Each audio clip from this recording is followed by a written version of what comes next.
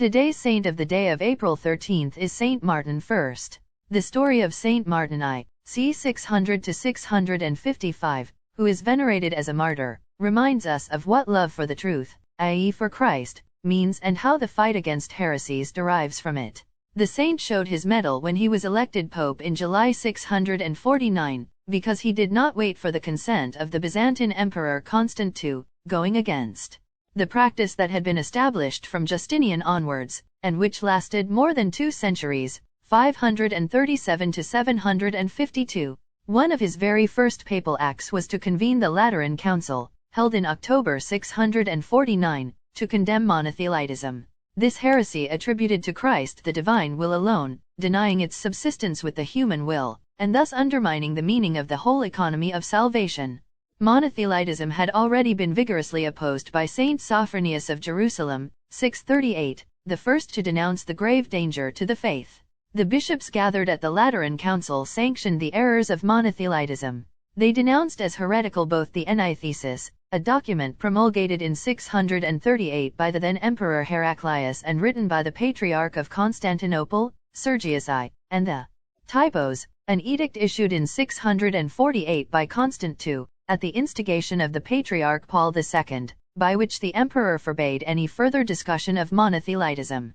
Enithesis and Typos constituted an attack on the dogmatic principles solemnly established at Chalcedon, 451, and clearly ignored the authority of the Pope and his prerogative to confirm the whole Church in the faith. The role of Saint Maximus, the Confessor, d. 662, at the council was invaluable. A few years later, shortly before his death, he had his tongue and right hand cut off by the monothelite persecutors because he had strenuously defended Catholic doctrine in words and writing. The emperor reacted by sending the Exarch Olympius to Italy and ordering him to force the church to accept the Typos. Unable to obtain the support of the army stationed in Rome, officially Byzantine but largely composed of Romans, Olympius planned to assassinate the pope. According to the evil plan, one of Olympius' squires was to stab Martin while the exarch was receiving the Eucharist from the Pope's hands. But in the act of striking the Holy Father, reports the Liber Pontificalis, the squire was dazzled and temporarily blinded. Olympius became convinced that Martin was protected by God, changed his attitude, and on his own initiative turned against the empire, ruling Italy independently. In 652 he died during an expedition to Sicily.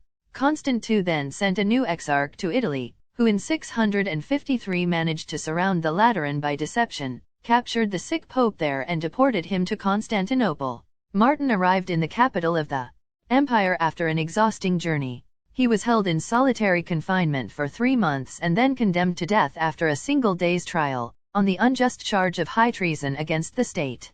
They then removed his pontifical robes, put him in chains and took him back to prison, dragging him half-naked through the streets of Constantinople.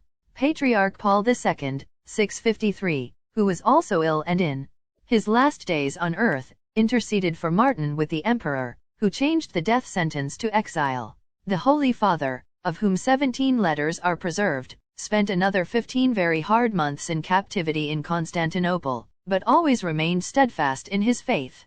"Do with me what you will, any death will be a relief to me," he said on one of the occasions when they publicly humiliated him. He was finally deported to Kherson, in the Crimea, where he died of hardship on September 16, 655. Martin's body, venerated for the many miracles attributed to his intercession, was later transferred to Rome.